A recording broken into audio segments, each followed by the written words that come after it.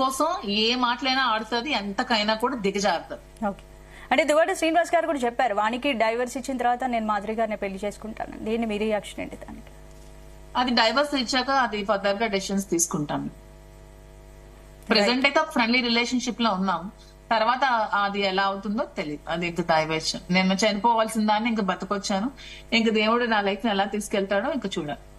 Okay, అంటే ఇప్పుడు శ్రీనివాస్ మొన్న చెప్పారు, ఇప్పుడు వాణి ఫస్ట్ నుంచి కూడా వాణితో నాకు గొడవలు అవుతున్నా, మాధురి నుంచి ఫస్ట్ నుంచి రిలేషన్ లో ఉన్నానని.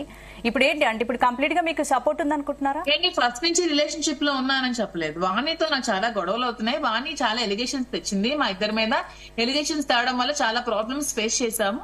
చేసిన తర్వాత ఆమె నాకు నేను నడి రోడ్ మీద నాకు వాణి నిలబెట్టినప్పుడు నాకు అధికంగా ఆదుకుంది. నేను కూడా ఆమె వీక్ మూమెంట్ చనిపోదామని డిసైడ్ అయినప్పుడు నేను స్ట్రాంగ్ గా ఒక ఫ్రెండ్ గా నిలబడి నీకు నేను ఉన్నానని నాకు ఆన్సర్ చెప్పి నాకు ఒక భరోసాని ఇచ్చారు. అతను ఇచ్చిన తర్వాత మేము ఆ 1 year ఎలక్షన్ చేయడం జరిగింది. ఆ క్యాంపెయినింగ్ లో నేను పార్టిసిపేట్ చేయడం జరిగింది. శ్రీనివాస్ గారు ఆల్రెడీ డైరెక్ట్ గా చెప్పారు మిమ్మల్ని పెళ్లి చేసుకుంటానని. తనంత ధైర్యంగా చెప్పారు కదా, మీరెందుకు చెప్పలేకపోతున్నారు?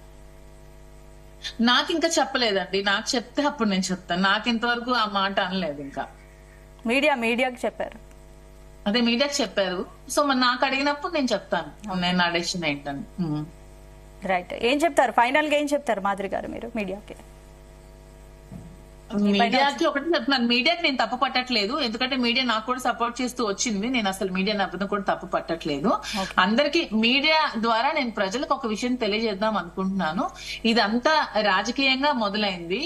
రాజకీయంగా మొదలై మా అభివృద్ధి చూడలేక మమ్మల్ని బద్నాం చేయాలని చూసింది. ఈ రోజు ఇదే రాజకీయంలో మేము ఓడిపోయాం కాబట్టి, మేము అధికార పార్టీలో లేం కాబట్టి అధికార పార్టీతో కలిసి మళ్ళీ పార్టీని నాశనం చేయాలని ఈ ఫాల్స్ ఎలిగేషన్స్ అన్ని చేస్తుందని దయచేసి ప్రజలందరూ అర్థం చేసుకోవాలని నేను కోరుకుంటున్నాను. Right, thank you.